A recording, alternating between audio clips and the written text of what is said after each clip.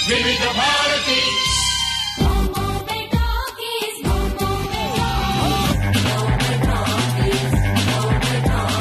Silence, lights, sound, camera, action. आज की शाम लगे पिक्चर का सीन कोई, मैं हीरो जैसा और तू हीरोइन कोई। इस कार्यक्रम में आज आपको सुनवा रहे हैं। सारा शहर मुझे लॉयन के नाम से जानता है और इस शहर में मेरी हैसियत वही है जो जंगल में शेर की। फिल्म और टेलीविजन के मशहूर कलाकार। विनोद नाम है मेरा, लेकिन सारा शहर मुझे भल्ला के नाम से जानता है। अजीत के बेटे शहजाद खान से जी शाम की बातचीत। श्रोताओं नमस्कार। आज हम स्टूडियोज में एक ऐसे फनकार के साथ, एक ऐसे कलाकार के साथ बैठे हैं जिन्हें आप चिन्हते भी हैं, पहचानते भी हैं और कई फिल्मों में इन्होंने काम किया है, कई बेहतरीन हिट फिल्मों में भी काम किया है, टीवी सीरियल्स में काम किया है। आज के दौर में भी आप जो है सोशल मीडिया पर एक्टिव हैं और साथ ही साथ जब स्टूडियोज में यहाँ आए हैं तो जो गैलरी हमारी है उस गैलरी में अपने पिताश्री की फोटो देखकर निश्चित रूप से आप कहना चाहिए कि भावनात्मक हो गए। और मैं बताना चाहूंगा कि आज स्टूडियोज में हमारे साथ हैं मशहूर कलाकार अजीत के सुपुत्र शहजाद खान जी। शहजाद जी, आपका बहुत बहुत स्वागत है। नमस्ते, बहुत बहुत शुक्रिया आपका मुझे आपके इस शानदार स्टूडियो में बुलाने का। और अब शानदार बातें हम करेंगे। बिल्कुल। आपके करियर से लेकर आपके पिताश्री की जो फिल्में रही हैं उनको हम यहाँ पर अपने श्रोताओं को बताना भी चाहेंगे और जो जुड़े हुए वाक़ये हैं उनसे आप रूबरू भी कराएंगे निश्चित रूप से। चलिए शुरू हम ऐसा करते हैं जैसा कि हमेशा होता है कि शुरुआत जो है शुरू से ही होती है। फिल्मों में आने की शुरुआत आपकी कैसे हुई? मैं पैदा हुआ था ब्रीच कैंडी हॉस्पिटल में 1966 में, तो मेरी शुरुआत वहां से हुई। जीवन की शुरुआत तो आपने बता दी। और ये मुंबई में स्थित है ब्रिज कैंडी हॉस्पिटल और मुंबई में आपकी पैदाइश हुई, ये आपने बड़े प्यार से बता दिया है।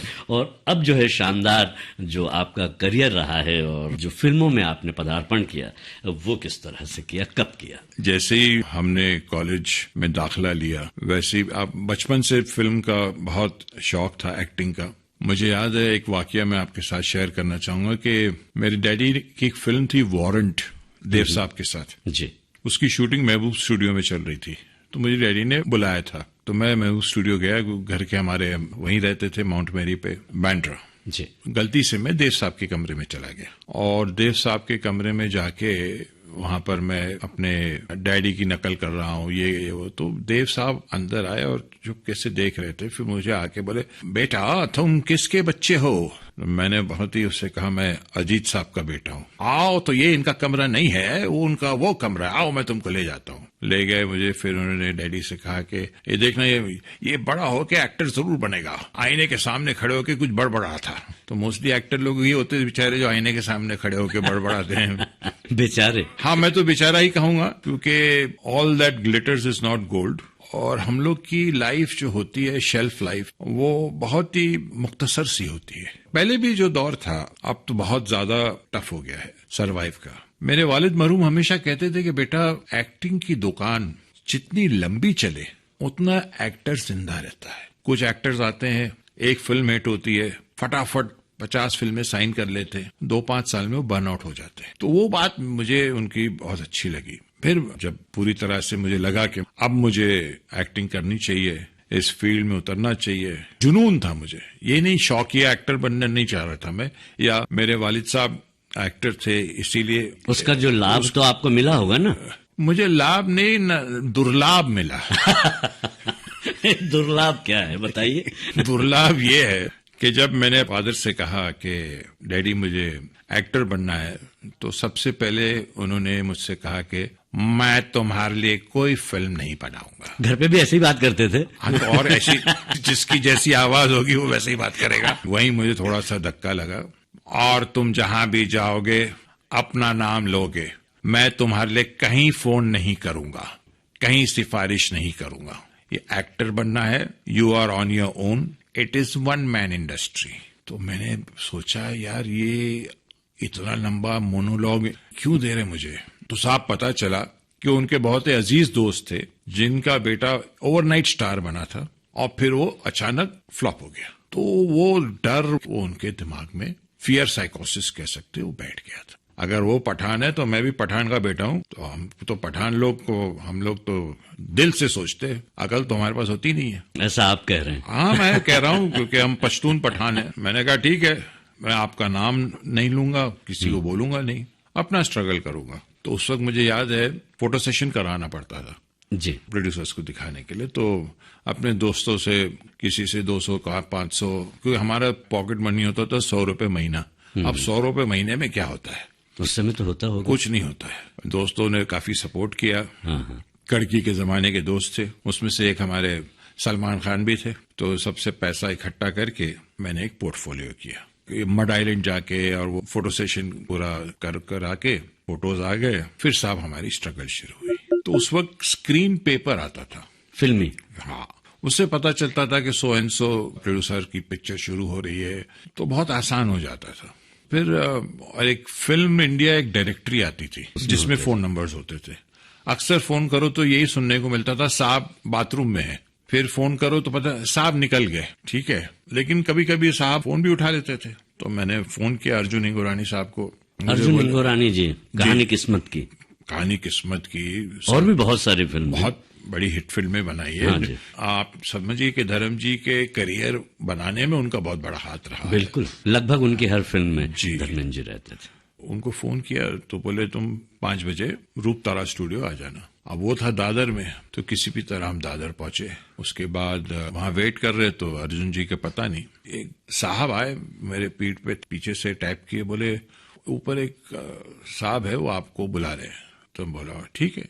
मैं गया तो बड़े मशहूर उनके फादर थे, उन्होंने 1 और 11 ये बनाई थी फिल्में, और उनका नाम था प्रताप शर्मा जी, जो डायरेक्टर थे। बोले मैं एक डाकू की फिल्म बना रहा हूँ, सोम मंगल शनि। उसमें सोम का रोल जो है हेमंत बिरजे कर रहे हैं, जो उस वक्त हमारे इंडियन टार्जन, आज तक उस वैसा टार्जन दोबारा आया नहीं इंडियन। हाँ, और विजेता पंडित उसमें हीरोइन थी, कादर खान साहब थे। तो उसमें जो सेकंड लीड है मैं चाहता हूँ वो आप करें। मैं बोला ठीक है। अंधे को क्या चाहिए, 2 आंखें। डाकू का रोल है, अमेठी में शूटिंग होगी है। वो बोला सर सब मंजूर है। तो इस तरह से मुझे मेरी पहली फिल्म मिली। हम चाहेंगे कि अब हमारे श्रोताओं को जो है हम जी एक गीत आपकी पसंद का सुनवा दें। मेरा सबसे पसंदीदा गीत, ओके, इंग्लिश में कहावत है ना, there is always a slip between the cup and a lip. क्या बात, एहतियात जरूरी है। एहतियात जरूरी है। उसके बाद फिर मैंने उस स्क्रीन मैगजीन में पढ़ा कि नासिर साहब जो है वो फिल्म बना रहे, अपने बेटे मंसूर खान को एज अ डायरेक्टर लॉन्च कर रहे हैं। उनकी ऑफिस वहीं थी महबूब स्टूडियो के सामने, घर के बिल्कुल करीब। मैं चला गया, मैंने एक पर्ची भरी और बोला कि भाई मुझे मिलना है। तो आधा पौना घंटा मैं बाहर बैठा रहा फोटोग्राफ्स लेके जी। अंदर गया तो बहुत प्यार से मिले, बोले हीरो का रोल तो तुम्हें दे नहीं सकता। पहले ही बता दिया जी हाँ, क्योंकि हीरो तो आप नजर आ रहे होंगे उस वक्त। हाँ, लेकिन बोले वो हीरो बैठा है उधर, बड़ी सी ऑफिस थी, कोने में एक छोटा सा दिया जैसा हीरो बैठा था, जो आज की तारीख में आमिर खान कहलाता है। तो मैं बोला सर नासिर साहब आप हीरो का दोस्त हो, विलेन हो, कुछ ऐसा। हाँ, हीरो का दोस्त दे सकता हूँ। बोला ठीक है। तो फिर मैंने कहा मैं ये रिश्ता पक्का समझूं? हाँ हाँ पक्का पक्का। इस तरह से वो रिश्ता जो है वो रिश्ता हुआ। हाँ, तब तक उनको नहीं पता था कि मैं अजीत साहब का बेटा हूँ। आपने बताया नहीं? नहीं, मैंने बताया नहीं। जब एड्रेस वो नोट किए और नंबर नोट किए, बोले यार ये तो कुछ जाना पहचाना लग रहा है, तुम अजीत साहब के घर में क्या कर रहे हो? मैं ये तो नहीं बोल सकता था कि मैं पेइंग गेस्ट में रह रहा हूँ, हकीकत बयान करनी पड़ी। तब बहुत बड़े नाराज हुए, बोले अरे तुमको बताना चाहिए। बोला बताना क्या बताऊं मैं, अब इस वक्त मेरी शुरुआत है, मैं जितना कम बताऊं और मेरा काम जितना ज्यादा बताए वो मेरे हित में बेहतर रहेगा। ये खुददारी आपके पास थी उस वक्त? जी। उसके बाद ये सफर शुरू हुआ। फिर इत्तेफाक ऐसा हुआ कि सोमंगल शनि पहले बनी, लेकिन वो कुछ डिस्ट्रीब्यूशन या उसकी प्रॉब्लम की वजह से क़यामत से क़यामत तक पहले रिलीज हो गई, जो बहुत बड़ी हिट हुई। फिर उसके बाद मुझे एक बड़े मशहूर डायरेक्टर, प्रोडक्शन हाउस था राम से, उसके लिए कहते थे जो किया राम से सो गया काम से। पुरानी हवेली फिल्म थी उनकी, पुरानी हवेली। उसमें 2 हीरो थे, एक दीपक पराशर और एक मैं। हालांकि मेन हीरो मैं था और दीपक पराशर जो है वो भी हीरो थे उसमें मेन। ये आपने अच्छा बताया, अंदाज अपना अपना है आपका। इस फिल्म के बारे में हम बात करेंगे, जरूर करेंगे, लेकिन हम चाहेंगे कि अब हमारे श्रोताओं को जो है हम जी। एक गीत आपकी पसंद का सुनवा दें। मेरा सबसे पसंदीदा गीत है, मेरे फादर की फिल्म थी मुगले आजम, उसमें गाना था प्यार किया तो डर ना किया, वो मेरा पसंदीदा गीत है। तो ऐसा करें कि इस गीत को हम अपने श्रोताओं जी का, आप अपनी बातें बता रहे हैं और बड़े ही निराले अंदाज में बता रहे हैं। निश्चित रूप से ये अंदाज जो है एक एक्टर का होता है और इनका तो यहाँ पर हमें नजर भी आ रहा है। हम पुरानी हवेली जी फिल्म की बात, जिसमें 2 हीरो थे, जिसमें मुख्य हीरो मेन हीरो मैं था, आप थे, दीपक पराशर। अभी तो भाई वो सिंटा के प्रेसिडेंट है। तो उसके बाद क्या हुआ? सर पुरानी हवेली बन तो गई, राम से ब्रदर्स की फिल्म, जी हॉरर फिल्म रही जी होगी, जी निश्चित जी रूप से। बड़ा अच्छा एक्सपीरियंस रहा जी। और पूरे 4-5 भाई जो थे, एक कैमरामैन श्याम राम से और एक गंगू राम से जी थे, वो कैमरामैन थे, श्याम जी डायरेक्टर थे। तो पूरा फैमिली पैक्ड एंटरटेनमेंट था, वो पूरी फैमिली इन्वॉल्व रहती थी और बड़ा अच्छा माहौल था उस वक्त। काफी हॉरर फिल्में बनाने का श्रेय तो लगातार फिल्म जो जी बनाई जी है, जी वो उन्होंने ही बनाई जी। तो वो किया हमने। उसके बाद देखिए ऐसा इत्तेफाक हुआ कि मुझे विनय सिन्हा जी का फोन आया, जिन्होंने अंदाज अपना अपना फिल्म बनाई, प्रोड्यूसर विनय सिन्हा जी। वो उस वक्त बना रहे थे एक वीडियो फिल्म। अच्छा, वीडियोज उस समय शुरू हो गए हाँ, थे। गुलशन कुमार जी ने, आपको अगर याद हो, 3-4 फिल्में बनाई थी, सुबह होने तक, लाल दुपट्टा मलमल का, अभी तो मैं जवान हूँ, और एक और फिल्म थी। तो मुझे अभी तो मैं जवान हूँ के लिए बुलाया गया, जिसके डायरेक्टर थे अमजद खान, गब्बर सिंह जी वो डायरेक्टर थे, सचिन पिलगांवकर जी हीरो थे, हीरोइन का नाम मुझे याद नहीं क्योंकि अब वो शायद इंडस्ट्री में है नहीं। तो उसमें मुझे as a main villain cast किया गया। अच्छा, हीरो से आप विलन? हीरो से विलन। मैं तो भाई देखिए ऐसा था सर, अंधे को क्या चाहिए 2 आंखें। लेकिन आप अंधे कहाँ थे? हाँ, मैं तो अभी भी अंधा हूँ, काम का भूखा हूँ। अंधा मतलब काम का भूखा। आप उस समय एक नायक के रूप में आ चुके थे पर्दे पर। हाँ, वो आ चुका था, लेकिन मैंने ये नहीं देखा कि नायक खलनायक, जो काम आए उसको करो जी, क्योंकि काम ही काम को लाता है जी। आपका काम बोलता है, आप समझे। बिल्कुल। और मुझे उस वक्त सिर्फ काम, और अभी भी इस उम्र में भी, मैं सलमान खान से 1 साल छोटा हूं वैसे, हाँ, इस उम्र में भी मुझे भूख है काम की, मुझे काम चाहिए, अच्छे किरदार चाहिए, मेरा फितरत ऐसी है, नेचर ऐसा है। तो साहब मैंने वो फिल्म कर ली। उसके बाद किसी वजह से वो फिल्म ओवर बजट हो गई। अच्छा। तो जो हमारा अमाउंट तय हुआ था वो किसी वजह से विनय जी नहीं दे पाए। तो मैंने कहा विनय जी पैसों का टेंशन मत लीजिए आप, मुझे ना रेंट देना है ना कुछ, आप आराम से हो। तो बहुत भावुक हो गए वो, उनके आंख में आंसू आ गए, बोले तुम पहले एक्टर हो जो ऐसा बोल रहे हो। बोले अगली बार जब हम फिल्म बनाएंगे हम तुमको जरूर लेंगे। तो मैं बोला विनय जी ऐसा है ना, अगली मैं 25 फिल्में और कर रहा हूँ, क्योंकि जहां जाता हूँ वो सब यही कहते हैं इसमें तो बेटा तुम्हारे लिए कुछ नहीं, अगली में तुम्हारे लिए करेंगे। तो उस हिसाब से आपके पास उस वक्त 25 फिल्में थी? 25 अगली फिल्में थी। एक दिन मैं स्क्रीन पेपर में देखता हूँ सेंटर स्प्रेड, अंदाज अपना अपना, आमिर, सलमान, रवीना, मैं अपना नाम ढूंढ रहा हूँ, राजकुमार संतोषी डायरेक्टर, कहीं मेरा नाम नहीं। और आप यकीन मानिए, खुदा गवाह इस बात का, उसी वक्त, उस वक्त मोबाइल तो होते नहीं थे, लैंडलाइन पे एक फोन आया जी। मैंने फोन उठाया तो बोले हेलो, हम विनय सिन्हा बोल रहे हैं। बोला हाँ विनय जी। मैं बोला बड़ी लंबी उम्र है आपकी, अभी मैं स्क्रीन में आपका सेंटर पेज देख रहा था। बोला आप फौरन सनी सुपर साउंड आ जाइए। बोला मुझसे गाना गवाना है क्या आपको? अरे नहीं, आप छोड़िए वो सब बातें, कितने टाइम में आ सकते हैं। मैं बोला देखिए बैंड्रा से जो भी टाइम लगे 1-1.5 घंटा पकड़िए, 1 घंटे में हम किसी भी तरह नहा धो के वहां पहुंच गए। उसके बाद विनय जी ने मुझे राज संतोषी साहब से मिलाया, जो पीएल संतोषी साहब के बेटे थे, जिनके साथ मेरे फादर ने एज अ हीरो काम किया था। राज जी से मिले तो राज जी ने कहा कि राजकुमार संतोषी साहब, तो कहा कि मैं उनको राज जी कहता हूँ, मैं कभी उनका पूरा नाम नहीं लेता हूँ, बहुत प्यार करता हूँ, और विनय जी के लिए भी। ऐसा हुआ कि राज जी ने कहा कि सारी कास्टिंग बोले मैंने की है, मतलब राज जी ने की, संतोषी साहब ने की। बोले सिर्फ इस कैरेक्टर के लिए विनय जी मेरे से लड़ गए, बोले ये कैरेक्टर आप करेंगे जी। हम बोला ठीक है, लेकिन बोले मेरी एक शर्त है। बोला बताइए। शर्त है? हाँ, राज जी ने एक शर्त रखी। अच्छा, वो क्या थी? वो शर्त ये थी कि आवाज मैं अपने फादर की निकालूंगा। अच्छा, आप मिमिक्री करते थे या आप ये आवाज निकालते थे? मैं मिमिक्री तो नहीं करता था, स्कूल में कभी दोस्तों में आपस में ये वो, और मेरी आवाज बुलंद आपकी है बिल्कुल बुलंद। शुरू से ही जी। तो मैंने कहा राज जी ये तो मेरे बाएं हाथ का खेल है, और बोले कि वो लगना नहीं चाहिए कि मिमिक्री है। बोला बिल्कुल नहीं लगेगी। बोला देखिए डाय तो वही है, थोबड़ा मेरा वैसा ही है, सही है। शक्ल अकल मेरे वाले जितनी हो ना हो, लेकिन शक्ल तो वही है, मैन्युफैक्चरिंग यूनिट वो है। और आवाज भी। तो बोले ठीक है, कॉस्ट्यूम वॉस्ट्यूम बनाए गए। अब उस वक्त ये सब ऑडिशन फॉडिशन होते नहीं थे, तो पहला ही शेड्यूल हमारा वो जो मैं विजू खोटे साहब और परेश रावल जी का वो डेन वाला सीक्वेंस था, पहला शेड्यूल वो था। बहुत हास्य प्रधान थी फिल्म भी जी, और जी। आपका कैरेक्टर भी बहुत जी।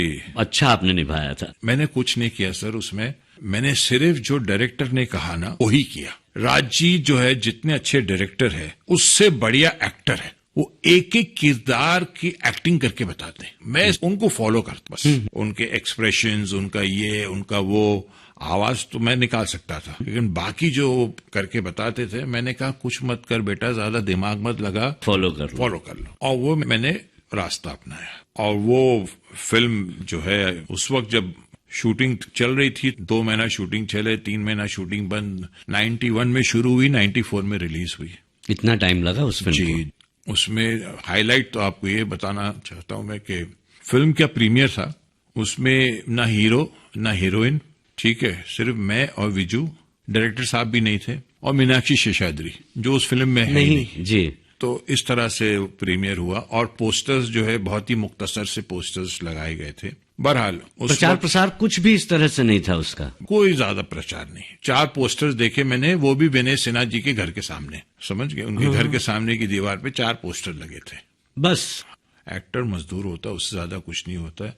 कोई कुछ भी कितना कह ले, कोई कितना अपने आप को कितना बड़ा तुरम खान समझ ले, बट उसकी औकात किसी भी एक्टर की एक मजदूर से ज्यादा की नहीं है। मैंने कहा भाई चलो अल्लाह करे ये चल जाए, कुछ हो जाए। उस वक्त तो शायद इतनी नहीं चली पिक्चर, 20-25 हफ्ते चली, और फिर लेकिन सैटेलाइट ने उसे आज भी जिंदा रखा आज हुआ भी है। जिंदा रखा हुआ है। और जो दर्शक हैं जी। आज भी उस फिल्म को देखकर खूब मजे लेते हैं, और उस फिल्म के गाने भी बहुत अच्छे थे। एक हाईलाइट आपको उस फिल्म का बताऊं, एक तो मैं एक गाने में था उसमें, वो तो ये इस- रात और ये दूरी, मैं वो स्टूडियो में पिक्चराइज किया था। जी जी। हाईलाइट उस फिल्म की ये है, एक फिल्म जिसमें टाइटल सॉन्ग है नहीं, रिकॉर्ड किया गया था। तो मुझे याद है तौरानी साहब जो है वो उसके म्यूजिक राइट्स उनके पास थे, वो खुश नहीं थे उस म्यूजिक के साथ। अच्छा। वो चाह रहे थे, क्योंकि साजन वाजन जब तक आ चुकी थी, म्यूजिकली बहुत बड़ी हिट थी साजन। ओपी नैयर साहब की म्यूजिक नहीं थी, उसके चेले की म्यूजिक थी, तुषार, उस ढंग की थी। हाँ तुषार नाम था उसका। हाँ जी। बोले कि पूरे गाने रीशूट करो, लेकिन अब हमारे अपकमिंग स्टार्स जो थे उनके पास डेट्स नहीं थी, अब जो भी, खैर ऊपर वाले ने इज्जत रख ली साहब, वो पिक्चर चल गई, कामयाब हो गई। जी। और भल्ला का कैरेक्टर जो आपका था जी। वो तो खूब मशहूर हुआ और आज भी है।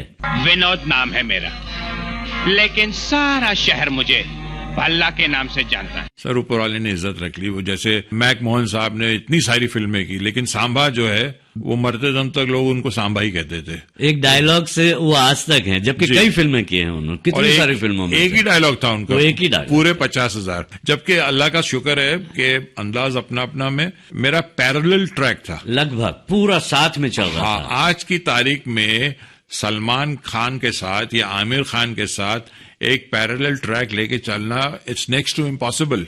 सही है। हर दूसरे तीसरे पांचवें फ्रेम में उनका दिखना जी, जरूरी जी। होता है। ये सब देव साहब बन गया एक्चुअली। अच्छा अजीब इत्तेफाक देखिए, मेरे वालिद साहब की लास्ट फिल्म गैंगस्टर वो देव साहब के साथ थी, और देव साहब की लास्ट फिल्म चार्जशीट मेरे साथ थी। सहयोग था ये। जी। तो फिर धरती पुत्र एक फिल्म थी, बहुत बड़ी पिक्चर। धरती पुत्र की भी बात करेंगे। जी।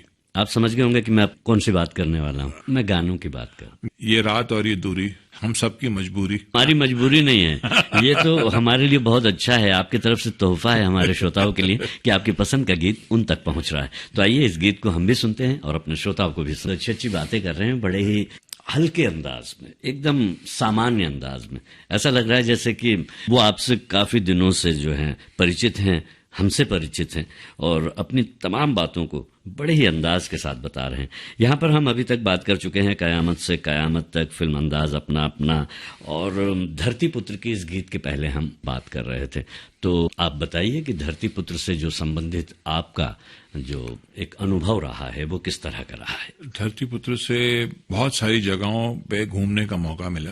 जोधपुर सम एक नाम की जगह है जो हिंदुस्तान और पाकिस्तान के बॉर्डर पर राजस्थान में है। उसके बाद त्रिवेंद्रम, चेन्नई तो हम ऐसे जाते थे जैसे हम काटर रोड बैंडस्टैंड जा रहे हैं, सुबह जा रहे हैं शाम को वापस आ रहे, सुबह जा रहे हैं शाम। मुंबई से मेरे ख्याल से उस वक्त दिनेश पटेल साहब हमारे प्रोड्यूसर मरहूम, उनका शायद टिकट्स का बिल ही 40 लाख रुपए का था उस वक्त। और उस वक्त सिर्फ इंडियन एयरलाइंस चलती थी जो अक्सर कभी डिले हो जाए। एक बार तो मुझे याद है कि सुबह 9 बजे की फ्लाइट थी, शाम को 4 बजे या 5 बजे चली। शुक्र है दिनेश पटेल जी साहब मेरे साथ थे, तो उन्होंने फोन करके बोला भाई फ्लाइट डिले है, मैं भी साथ में हूँ, तुम जब तक दूसरा सीन हो सकता है तो कर लो जो शेड्यूल्ड है। जी, वो बड़ा स्टार कास्ट था उसका।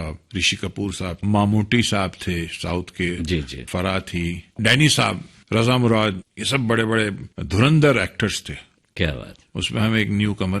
तो कैसा अनुभव कैसा रहा? अनुभव बड़ा अच्छा रहा काम करने का। डायरेक्टर हमारे बहुत अच्छे थे, इकबाल दुरानी साहब जिन्होंने फूल और कांटे लिखी थी। बहुत अच्छे लाइंस बोलने को मिलते थे और बड़ा टिका के और बड़ी अच्छी तरह से उन्होंने वो फिल्म बनाई और बड़ा मजा आया। मैं तो हर फिल्म को मेरे जब शुरू होती है तो बहुत एक्साइटेड रहता हूँ, डबिंग तक कंप्लीट होते तक। हाँ, फिर उसके बाद क्या होता है, फिर हमें दूसरी दुकान ढूंढनी पड़ती है ना। हम चाहेंगे कि अब हमारे श्रोताओं को जो है हम जी एक आलम बेकरार है, ऐसे में क्यों हम दीवाने हो जाए ना। शहजाद जी, इतना फैक्ट जरूरी है किसी अभिनेता को कहना जो लोकप्रिय अभिनेता के यहाँ जिसने जन्म लिया है, जिसकी परवरिश एक अच्छे ढंग से हुई है। मुंबई में आप रहे हैं, कई फिल्में आपने की हैं, हीरो रहे हैं आप, और अभी भी काम कर रहे हैं, टीवी सीरियल्स में आपने काम किया है। इतना कमजोर होकर अपने आप को आप बता कैसे सकते हैं? क्यों ऐसा आप कर रहे हैं, ये बताइए आप मुझे। सर, जो हकीकत है और हकीकत का सामना करना चाहिए। जैसा भी आपने कहा कि हम हीरो तो हैं नहीं फिल्म के, हम तो कैरेक्टर एक्टर्स हैं। तो कैरेक्टर एक्टर्स की तो अहमियत होती है, अभी आपने बताई कि बड़ी अहमियत होती है और हर किसी की अहमियत होती है। जरूरी है कि हीरो बना जाए। देखिए, हीरो वो शहरा होता है जिसको देखकर ऑडियंस अंदर आती है। पोस्टर पे उसकी बड़ी फोटो होती है, हमारी फोटोज लगती है या नहीं भी लगती है वो एक अलग बात है, लेकिन हम जो है उनको हीरोज को सपोर्ट करने, सहयोग देने, हीरो को हीरो बनाने के लिए जाते हैं, ये बात है। और कहानी को आगे बढ़ाने के लिए कैरेक्टर्स के थ्रू माध्यम से। अजीत साहब ने भी पहले जो है छोटे छोटे रोल्स किए, फिर वो हीरो भी बने, और फिर उन्होंने जब विलन का रोल अदा किया तो फिर ऐसे विलन बने कि आज तक लोग जो हैं उन्हें एक सोफिस्टिकेटेड, एकदम सूट बूट वाला, एकदम ऐसा खतरनाक, जिसके गैंग में कोई रॉबर्ट होता था, कोई मोना होती थी, इस तरह के बने। उन्होंने भी कैरेक्टर्स रोल किए, काफी रोल्स किए, कई फिल्मों में किए, और अपनी एक अलग पहचान भी बनाई। वैसे ही प्राण साहब रहे हैं, वैसे ही अमरीश पुरी जी रहे हैं। विलन के रोल के अतिरिक्त कई कैरेक्टर जो उन्होंने निभाए हैं। तो मुझे लगता है कि आपने जो काम किया, अब जैसा भल्ला की मैंने बात की आपसे, तो आपने उसे नजरअंदाज कर दिया कि बस हो गया ऐसा। टाइगर जो है आपका टीवी सीरियल्स में, शकालाका बूम बूम में जो टाइगर, वो भी काफी लोकप्रिय रहा है, टीवी सीरियल्स भी आपने काफी किए हैं। तो इस तरह से जब आपको भी कैरेक्टर के माध्यम से चिन्हा जाता है, पहचाना जाता है, तो अच्छा तो लगता ही हो। ऑफकोर्स अच्छा लगता है, ऐसा लगता है कि लोगों ने देखा है। हाँ। लेकिन मेरी सोच ये है सर कि मैं ये सोचता हूँ कि भाई अब ये कर लिया ना, अब आगे क्या? ये बात है, अभी तक का सफर तय कर लिया। हाँ, अब आगे क्या? तो वो आगे की चीज जो मेरे दिमाग में, वो आगे की सोच रहती है कि भाई आगे क्या है। क्या बात, ये खास बात है। हाँ। तो अब हम चाहेंगे कि एक गीत जो है आप अपनी पसंद का अपने श्रोताओं को